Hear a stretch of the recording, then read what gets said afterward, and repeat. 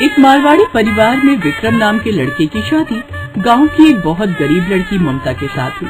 जैसे ही वो ब्याह कर अपने ससुराल आई, उसकी सास और ननद उसे देखकर मुंह बनाने लगे। भाई आओ, हम लोग शहर में रहते हैं, फिर गांव की गवार लड़की से शादी करने की क्या जरूरत थी। पायल बिल्कुल सही कह रही है विक्रम, लेकिन अब पछताने से क्या फायदा। अपनी सास और ननद की बातें सुनकर ममता की आंखों से आंसू छलक पड़े।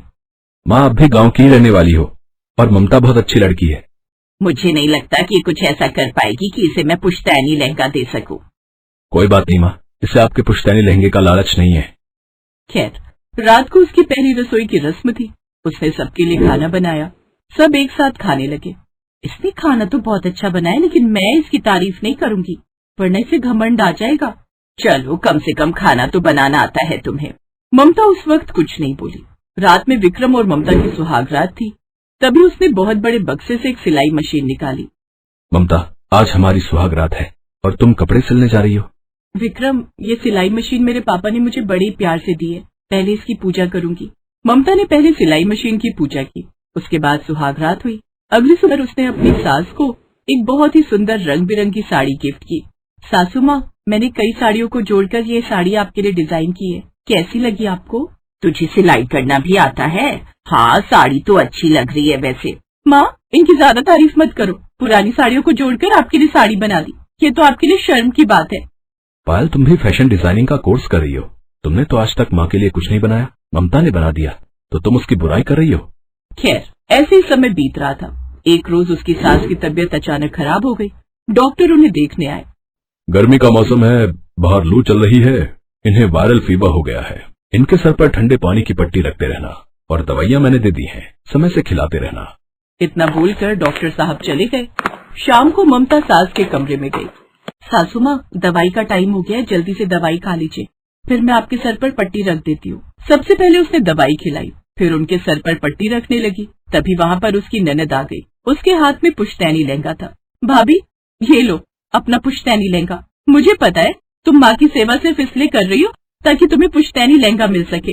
अच्छा, तभी मैं सोचूं कि जब से ये आई है दिन भर काम किया करती है और मेरी इतनी सेवा भी कर रही है। नहीं सासू माँ, मुझे इस पुश्तैनी लहंगे का कोई लालच नहीं है। जब तक आप मुझे अपनी खुशी से ये लहंगा नहीं देंगी तब तक मैं नहीं लूंगी। इतना बोलकर वो अपने कमरे में चली गई। देख रही हो पायल, कितनी अकड़ है इसके अंदर। मेरे पैर दबा रही थी, कितना अच्छा लग रहा था मुझे। बेटी, जरा तुम मेरे पैर दबा दो। माँ, आपको तो पता ही है बहुत जल्दी मेरा फैशन शो होने वाला है, मुझे तैयारी करनी है। इतना बोलकर वो अपने कमरे में चली गई। फिर लैपटॉप पर कुछ ड्रेस के डिजाइन बनाने लगी। ये कंपटीशन तो मैं ही जीतूंगी, फिर मुझे बड़े बड़े ऑर्डर मिलने लगेंगे, या फिर मैं किसी कंपनी की ब्रांड एम्बेसडर बन जाऊंगी। तो इस तरह पायल अपने कंपटीशन की तैयारी करने लगी। इधर ममता हमेशा दिन भर काम किया करती थी, अपनी सास की सेवा करती थी और बाकी बचे समय में अपनी मशीन पर कुछ कपड़े सिला करती थी। कुछ दिनों बाद समर फेस्टिवल चालू हो गया। एक रात पहले उसके पति ने कहा, ममता, हमारे यहाँ मई के महीने में समर फेस्टिवल मनाया जाता है। बड़ी बड़ी शोभा यात्राएं निकाली जाती हैं, हर गली को सजाया जाता है, पटाखे छुड़ाए जाते हैं। ये त्योहार कल ही है, ये लो पैसे, कल बाजार से जो भी सामान लाना हो ले आना। ठीक है। अगले दिन जैसे ही ममता बाजार जाने के लिए बाहर निकली तो देखा पूरा मोहल्ला सजा हुआ था। बाजार जाकर देखा तो लोग शॉपिंग कर रहे थे, लेकिन तभी उसकी नजर कुछ बेचारे भिखारियों पर और उनके बच्चों पर पड़ी। जिनके पास पैसे हैं उनके लिए तो हर त्योहार अच्छा है, पर इनके बारे में कोई नहीं सोचता। खैर, शॉपिंग करने के बाद जब वो घर लौट रही थी तब उसे किसी दीवार पर बहुत सारे पुराने कपड़े टंगे हुए दिखाई दिए। ममता वो सारे कपड़े लेकर अपने घर चली आई। कुछ मोहल्ले की औरतों ने उसे देख लिया और इसलिए वो उसके घर पहुंच गई। तुम्हारी बहू बिल्कुल पागल है क्या? उस दीवार पर गरीबों के लिए कुछ लोग कपड़े रख कर जाते हैं, वो कपड़े तुम्हारी बहू उठाकर घर ले आई। बड़ी बदतमीज है ये। बहू, मुझे तुझसे ऐसी उम्मीद नहीं थी। लेकिन उस वक्त ममता कुछ नहीं बोली। रात में जब पूरा मोहल्ला त्योहार मना रहा था तब ममता ढेर सारे रंग बिरंगे अच्छे अच्छे कपड़े लेकर बाहर आई। बाहर बहुत सारे भिखारी उसका पहले से इंतजार कर रहे थे। ममता ने वो कपड़े भिखारियों और उनके बच्चों को दे दिए। सारे लोग ये देख रहे थे। बहन, जिन पर कोई ध्यान नहीं देता उस पर आपने ध्यान दिया। इतने महंगे महंगे कपड़े आपने हमें दिए, हमारा तो त्योहार ही मन गया। भगवान आपको हमेशा खुश रखे। सारे भिखारी कपड़े लेकर और उसे दुआएं देकर वहाँ से चले गए। तभी उसकी सास ने कहा, बहू, ये सब क्या था? सासू माँ, इन मोहल्ले वालों ने जो कपड़े लाते हुए मुझे देख लिया था, उन्हीं पुराने कपड़ों से मैंने ये कपड़े डिजाइन किए थे और इन भिखारियों को दे दिए। मैं इन्हें अच्छे अच्छे कपड़े खरीद कर तो दे नहीं सकती, तो खुद ही डिजाइन कर दिए। बहू, इसका मतलब वो जो कपड़े तू वहाँ से उठाकर लाई थी, उन्हीं कपड़ों से तूने ये कपड़े डिजाइन कर दिए। माफ करना बहू, बहन जी तुम्हारी बहू लाखों में एक है, ऐसी बहू हर किसी को मिलनी चाहिए। ममता, आज मुझे तुम पर गर्व है। जब पूरा मोहल्ला ममता की तारीफ करने लगा तब उसकी सास का सीना गर्व से चौड़ा हो गया। त्योहार मनाने के बाद जब सब लोग घर आए तब उसकी सास ने वो पुश्तैनी लहंगा ममता को देते हुए कहा, बहू, तूने आज साबित कर दिया कि तू इस पुश्तैनी लहंगे की हकदार है। ये ले बहू, आज से पुश्तैनी लहंगा तेरा। आपका बहुत बहुत शुक्रिया सासू माँ। लेकिन उसकी ननद को ये सब अच्छा नहीं लगा। कुछ ही दिनों बाद उसका फैशन शो वाला दिन आ गया। वो पार्टिसिपेट करने पहुंच गई। ममता भी वही पुश्तैनी लहंगा पहनकर पीछे पीछे पहुंच गई, लेकिन वो भीड़ में बिल्कुल कोने में खड़ी हो गई। लेकिन जैसे रैंप वॉक करने के लिए पायल ने 2 कदम आगे बढ़ाए, वैसे ही अचानक स्टेज पर एक स्पार्क हुआ और उसका लहंगा जलने लगा। जल्दी जल्दी फ्लोर टीम ने आग बुझाई। ममता तुरंत पायल के पास पहुंची और उसके कान में कहा, पायल, तुम मेरा ये पुश्तैनी लहंगा पहनकर पार्टिसिपेट करो। आप यहाँ क्या करने आ गई? मुझ पर तुम बाद में गुस्सा कर लेना, अभी तुम्हारे पास कोई दूसरी ड्रेस भी नहीं है। जल्दी से इसे पहनो और पार्टिसिपेट करो, ज्यादा टाइम नहीं है। जितनी देर में फ्लोर डिपार्टमेंट वाले फ्लोर सेटअप कर रहे उतनी देर में ममता पायल को चेंजिंग रूम में ले गई। थोड़ी देर में पुश्तैनी लहंगा पहनकर पायल स्टेज पर आ गई। जैसे ही उसने रैंप वॉक शुरू की, सारे जज खड़े होकर तालियां बजाने लगे। क्या बात है मिस पायल, आपका लहंगा तो बिल्कुल एंटीक लग रहा है। इसे तो म्यूजियम में होना चाहिए। इसे आपने खुद डिजाइन किया है। इसके बाद पायल कुछ बोल पाती कि ममता स्टेज पर आ गई। हाँ सर, ये मेरी ननद है, बहुत अच्छी फैशन डिजाइनर है। इसे तो एंटीक ड्रेस बनाने का बहुत शौक है। ये लहंगा इसी ने डिजाइन किया है। खैर, ट्रॉफी लेकर पायल और ममता घर चली गई। पायल, गुस्सा बाद में करना, पहले मेरी बात सुनो। अगर मैं वहाँ पर झूठ नहीं बोलती और ये बोल देती कि पुश्तैनी लहंगा है तो तुम विनर नहीं बनती, क्योंकि पुश्तैनी लहंगा पहनकर तुम वो शो नहीं जीत पाती। उस शो में खुद के डिजाइन किए हुए ड्रेस पहनकर ही परफॉर्म करना था, ये तो तुमको पता ही होगा। भाभी, मैं गुस्सा नहीं कर रही हूँ, मुझे तो खुद पर गुस्सा आ रहा है कि जिसके साथ मैंने इतनी बदतमीजी की, आज उसी की वजह से मैं ये शो जीत पाई। मैं कई सालों से मेहनत कर रही थी, लेकिन अब वो कंपनी मुझे ऑर्डर देना चाहती है। उनके ऑर्डर में कैसे कंप्लीट करूंगी? ऐसा एंटीक लहंगा मैं कैसे बना सकती हूँ? टेंशन ना लो, मैं हूं ना। रात भर मेहनत करके ममता ने अपने हाथों से उसी पुश्तैनी लहंगे से मिलता जुलता एक एंटीक लहंगा डिजाइन कर दिया। सुबह उसकी सास विक्रम और पायल ये देखकर दंग रह गए। क्या बात है भाभी, मैं तो आपको ऐसी छोटी मोटी दर्जी समझती थी, पर आप तो मुझसे भी बड़ी डिजाइनर निकली। आज मैं और माँ दोनों मिलकर ये पुश्तैनी लहंगा आपको देते हैं। आप ही इसकी असली हकदार हो। उस दिन के बाद पायल बड़ी बड़ी कंपनियों से एंटीक लहंगे बनाने का ऑर्डर लेती थी और ममता घर में बैठकर सारे ऑर्डर कंप्लीट करती थी। तो इस तरह दोनों ननद भाभी मिलकर एंटीक लहंगों का बिजनेस चलाने लगी।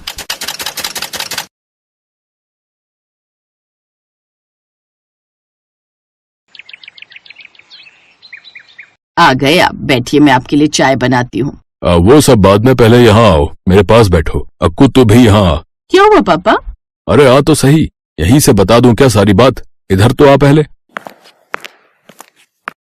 अब बताओ पापा। तुझे अपने मामा की शादी में जाना है ना, तो देख मैं तेरे लिए क्या लाया। क्या लाए पापा?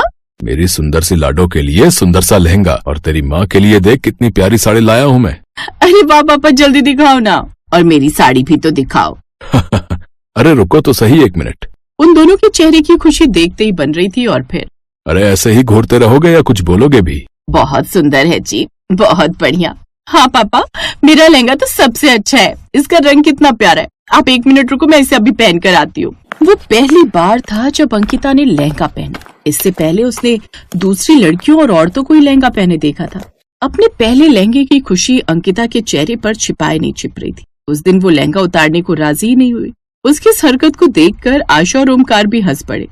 ऐसे ही कई साल गुजर गए और फिर एक दिन, अक्कू, निम्मी की शादी में चलना है अगले महीने, बता तू क्या पहनेगी? मुझे तो बस आप एक प्यारा सा लहंगा ही दिलवा दो माँ। हे भगवान, जब देखो लहंगा लहंगा। अरे लहंगे के अलावा भी बहुत कुछ होता है पहनने के लिए, हर टाइम लहंगा नहीं पहना जाता है। नहीं ना माँ, मुझे तो बस लहंगा ही अच्छा लगता है, आप एक लहंगा दिलवा दो ना माँ। दिलवा दो ना उसे, कुछ साल बाद अपने ससुराल चली जाएगी तो फिर तुम ही याद करोगी। अरे तो क्या लहंगा लेकर जाएगी ससुराल? हाँ, और वो भी बहुत सारे। ऐसे वक्त बीतता गया और फिर अंकिता की शादी तय हो गई। लहंगे की शौकीन अंकिता के लिए तो ये बहुत ही बड़ा दिन था। उसने तो बचपन से ही ठान रखा था कि वो अपनी शादी पर बहुत ही सुंदर लहंगा पहनेगी और उस दिन वो वाकई अपने लहंगे में बहुत ही सुंदर लग रही थी। शादी के बाद अंकिता अपने ससुराल आ गई और फिर ससुराल में, अरे वाह बहू, तुम्हारा लहंगा तो बहुत ही सुंदर है। जी मम्मी जी, मेरी माँ ने दिलवाया है।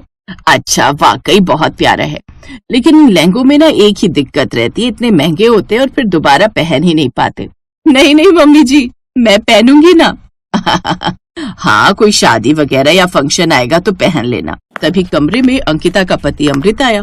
अमृत को समझ नहीं आ रहा था कि वो अंकिता से कैसे बात करे। तभी उसकी नजर अंकिता के लहंगे पर पड़ी। तुम्हारा लहंगा तो बहुत ही सुंदर लग रहा है। जी, वो मेरी माँ ने दिलवाया है। हाँ, इसका रंग बहुत ही प्यारा है। हाँ, मुझे वो लहंगा पहनना बहुत पसंद है ना। पता है, बचपन से ही अपनी माँ से कहती थी कि मुझे शादी में बहुत ही प्यारा और सुंदर सा लहंगा दिलाना। अंकिता लहंगे और अपने बचपन की बात किए जा रही थी और अमृत उसे एकटक देखे जा रहा था। थोड़ी देर बाद अंकिता को खुद महसूस हुआ कि वो लहंगे का निबंध पढ़े जा रही थी, तो उसे भी हंसी आ गई। फिर अगले दिन सुबह, अमृत, अंकिता दरवाजा खोलो, चलो तैयार हो जाओ, नाश्ता लग गया है। हाँ माँ, बस 2 मिनट में आया। आप यहीं रुकिए, मैं चेंज करके आती हूँ। इतना कहकर अंकिता ने अलमारी से अपने कुछ कपड़े निकाले और वो बाथरूम में चली गई। थोड़ी देर बाद वो नहा धोकर तैयार हो गई। तभी अमृत की नजर उसके कपड़ों पर गई तो अंकिता ने एक दूसरा लहंगा पहना हुआ था। फिर से लहंगा? हाँ, मेरे पास ऐसे बहुत से लहंगे हैं। अच्छा, चलो, सब लोग इंतजार कर रहे हैं। अमृत अंकिता को देखकर थोड़ा हैरान था, पर अंकिता तो मस्त मौला थी। वो और अमृत नाश्ते के लिए रसोई के पास आ गए। तभी अंकिता के ससुर अमरीश और उसकी सास ललिता की नजर उसके कपड़ों पर पड़ी। अरे वाह, फिर से लहंगा। हाँ मम्मी जी, वो मैंने आपको बताया था ना कि मुझे लहंगा पहनना बहुत पसंद है। अरे बेटी, पर तुम कहीं जा थोड़ी रही हो, घर पर ही तो हो, कुछ हल्का पहन लेती। ये तो इतना भारी भरकम लग रहा है। नहीं नहीं मम्मी जी, उतना भारी भी नहीं है। अच्छा बाबा, ठीक है, चलो नाश्ता कर लो। वो पहला दिन था जब अंकिता के लहंगे पहनने की आदत के बारे में सभी को पता चला था। उस दिन के बाद से अंकिता ससुराल में रोज लहंगा ही पहनती। उसके पास कई लहंगे थे। जब ऐसे ही कई दिन बीत गए तो एक दिन ललिता के कमरे में, अरे ललिता, ये बहू रोज लहंगा क्यों पहनती है भाई? पता नहीं, मैंने भी 2-3 बार पूछा तो कहने लगी कि उसे लहंगा पहनना बहुत पसंद है। अरे उसे पसंद होगा, लेकिन रोज रोज लहंगा कौन पहनता है? तुम उससे बात करो, कहो कि सूट सलवार पहना करे। हाँ, मैं वही सोच रही थी, पर ज्यादा इसलिए नहीं बोला कि सोचेगी। आते ही सास ने रोक टोक शुरू कर दी। अरे अब जो सही है वो सही है ना, इसमें रोक टोक कैसी? जी, मैं बात करती हूँ उससे। अंकिता का यूँ रोज रोज लहंगा पहनना ना तो अमरीश को अच्छा लग रहा था और ना ही उसकी सास ललिता को और ना ही उसके पति अमृत को। फिर अगले दिन नाश्ते के वक्त, अंकिता, ये क्या है, तुम फिर लहंगा पहन कर आ गई? वो मम्मी जी, बताया था ना आपको, मुझे आराम रहता है इसमें। वो सब ठीक है कि तुम्हें अच्छा लगता है, तुम्हें पसंद है लहंगा पहनना, पर इस तरह नहीं चलेगा ना। जाओ सूट सलवार पहन कर आओ। पर मम्मी जी, मेरे पास सूट सलवार तो है ही नहीं। ठीक है, मैं तुम्हें आज ही कुछ सूट सलवार दिला देता हूँ। सास ससुर और पति की जिद के आगे अंकिता कुछ बोल नहीं पाई और दोपहर को अमृत उसे बाजार ले गया और कुछ सलवार सूट दिला लाया। अंकिता बिना मन के सूट सलवार पहनने लगी। फिर 2 दिन बाद, अरे अंकिता, ये क्या है, तुमने फिर लहंगा पहन लिया? मम्मी जी, वो सूट गंदे हो गए थे ना, तो धुलने के लिए डाल दिए। अंकिता सूट सलवार न पहनने के लिए नए नए और अजीब बहाने बनाती रहती। ऐसे ही कई महीने बीत गए, पर कोई भी अंकिता की इस आदत को बदल नहीं पाया। तभी अमृत ने एक आइडिया दिया। माँ, एक तरीका है अंकिता की आदत बदलवाने का। हाँ बता, क्या तरीका है? देखो, लहंगे का कपड़ा भी महंगा आता है और उसकी सिलाई भी महंगी होती है। हाँ वो तो है। तो हम अंकिता को उतने ही पैसे देंगे जिससे वो सूट सलवार ही ले पाए, ना कि लहंगे। वैसे आइडिया बुरा नहीं है। कुछ दिन बाद जब अंकिता ने अमृत से नए लहंगे के लिए पैसे मांगे तो अमृत ने बजट कम होने का बहाना करके उसे कुछ ही पैसे दिए। अंकिता को ये बात बहुत बुरी लगी। वो जानती थी कि जितने पैसे अमृत ने उसे दिए हैं उसमें एक भी अच्छा लहंगा नहीं आएगा, तो उसने गुस्से में एक भी लहंगा नहीं खरीदा और पैसे संभाल कर रख लिए। ऐसे कुछ महीने बाद फिर जब अमृत ने उसे कम पैसे दिए, ये तो बहुत कम पैसे हैं जी। हाँ सॉरी, पर अभी बजट नहीं है। अंकिता जानती थी कि इस बार भी ऐसा ही होने वाला है, इसलिए उसने अब पहले से ही अपना प्लान तैयार कर लिया था।